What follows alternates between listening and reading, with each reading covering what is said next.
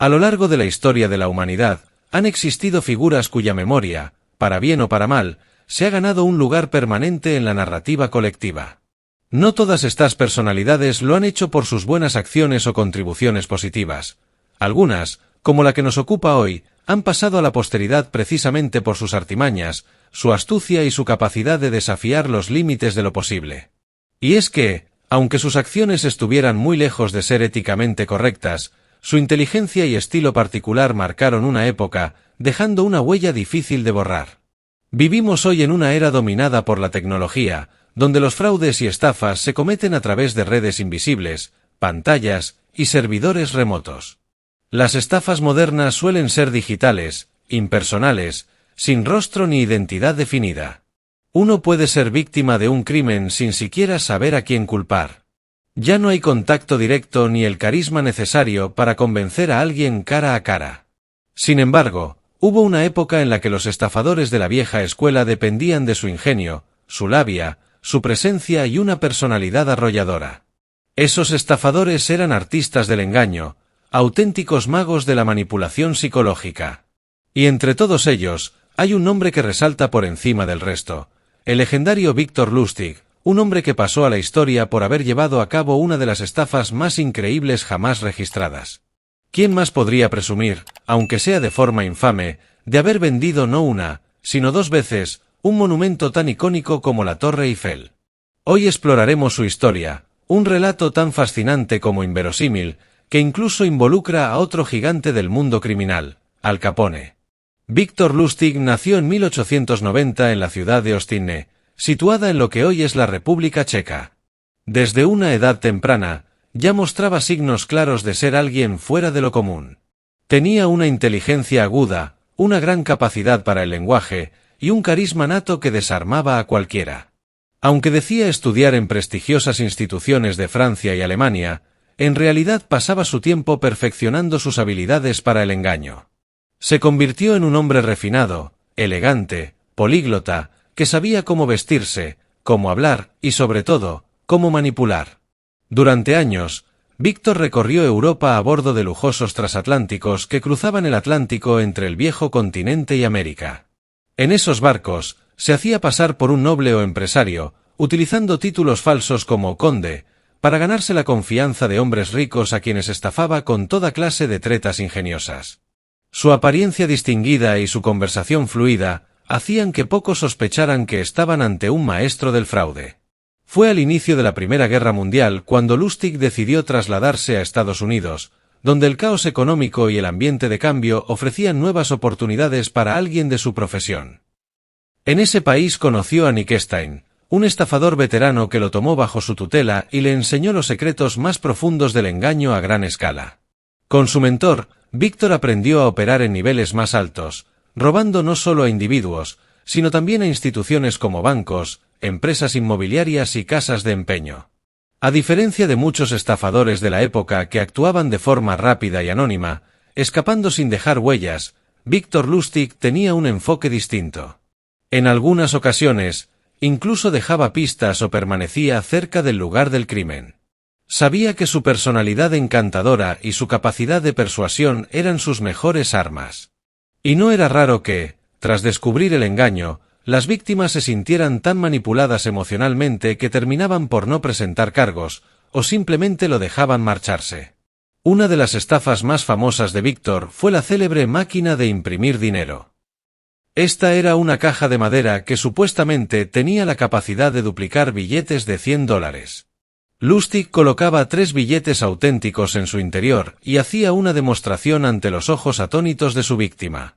El aparato, tras un supuesto complejo proceso que tomaba 6 horas, expulsaba otro billete verdadero. Obviamente, todo era parte del truco. Los billetes estaban colocados previamente, y una vez que se acababan, la máquina solo producía papel en blanco.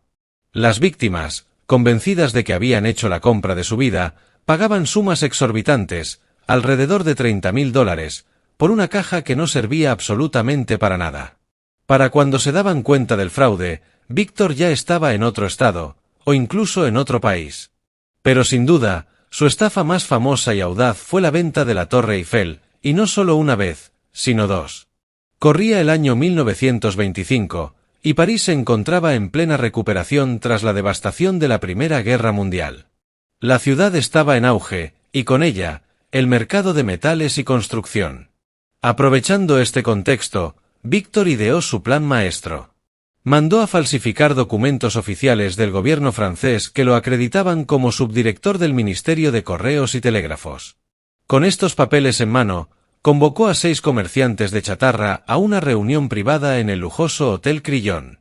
Durante el encuentro, les explicó que el gobierno estaba considerando vender la Torre Eiffel como chatarra debido al elevado costo de mantenimiento, y que ellos eran los empresarios seleccionados para pujar por el contrato. Luego organizó una visita a la torre en limusina, haciéndose pasar por funcionario del Estado. Durante esa visita, analizó cuidadosamente a cada candidato para identificar cuál era el más ingenuo, el más ambicioso y, por tanto, el más fácil de engañar. Su objetivo fue André Poisson, un empresario joven e inexperto que cayó completamente en la trampa. Lustig logró que le entregara un cheque con una suma considerable para comprar la Torre Eiffel. Inmediatamente después de recibir el dinero, Lustig huyó del país y se refugió en Austria. Lo más sorprendente es que, tiempo después, volvió a París y repitió exactamente el mismo esquema con un nuevo grupo de empresarios, logrando nuevamente estafar a otra víctima. Ambas veces, logró vender un monumento nacional sin que le perteneciera y sin invertir ni un solo centavo. Un acto de audacia y cinismo que lo convirtió en leyenda. Como si eso fuera poco, Víctor Lustig también tuvo la osadía de engañar al mismísimo Al Capone, el temido jefe del crimen organizado en Chicago durante la era de la ley seca. Si bien el fraude no fue grande en términos económicos, sí fue significativo en términos simbólicos. Engañar a un hombre como Capone y salir con vida era, sin duda, una muestra de la magnitud de su talento como manipulador. Luego de sus conocidos fraudes relacionados con la Torre Eiffel, Víctor Lustig decidió dejar atrás Europa y comenzar una nueva etapa en su vida en los Estados Unidos. Fue allí, en un ambiente completamente distinto pero igual de oportuno para sus habilidades de estafador, donde tuvo un inesperado encuentro con una de las figuras más temidas y respetadas del crimen organizado, Al Capone. Lustig, fiel a su estilo elegante y persuasivo, logró ganarse la atención de Capone y presentarle una supuesta propuesta de inversión. Con un discurso convincente y cargado de promesas, lo persuadió de invertir $50.000, una suma considerable para la época, en un negocio aparentemente rentable. Lo curioso de este negocio era que, en realidad, no existía en absoluto, se trataba de una estratagema cuidadosamente elaborada. Sin embargo, Lustig no actuó como un estafador tradicional. No desapareció con el dinero, no se fugó ni dejó rastros falsos. Durante 2 meses completos, guardó el dinero en una caja de seguridad, sin moverlo ni un solo centavo. Al cumplirse ese tiempo, se reunió nuevamente con Capone, y en un acto totalmente inesperado, le devolvió el dinero exactamente como lo había recibido. Para justificarlo, le dijo que el negocio había fracasado y no había logrado concretar la operación. Al Capone, desconcertado, se mostró incrédulo. Estaba atrapado entre la desconfianza natural que sentía y la evidencia clara de que no había perdido ni $1. Sabía que, en circunstancias normales, un estafador habría huido, y sin embargo, este hombre que parecía no tener miedo le había devuelto íntegra la inversión. Impresionado tanto por la aparente honestidad como por la audacia de Lustig, Capone tomó una decisión inesperada. Como muestra de gratitud y admiración, le entregó un bono personal de $5.000. Aquello fue una especie de recompensa no tanto por un negocio exitoso, sino por la integridad demostrada, o al menos, la que Capone creyó ver. Sin embargo, embriagado por el éxito de sus engaños y abusando de la suerte que había cultivado durante años, Lustig continuó operando en el mundo del fraude. Eventualmente, la ley lo alcanzó. Fue arrestado y condenado por sus delitos, siendo enviado a una de las cárceles más famosas y temidas de la historia, la prisión de Alcatraz, también conocida como La Roca. Pero ni siquiera en prisión Lustig dejó de ser una figura peculiar. A pesar de las duras condiciones que enfrentaban los reclusos en Alcatraz, él logró obtener una serie de privilegios que resultaban impensables para cualquier otro prisionero. Si te ha gustado el vídeo, no dudes en suscribirte al canal y activar la campanita para no perderte ningún nuevo vídeo.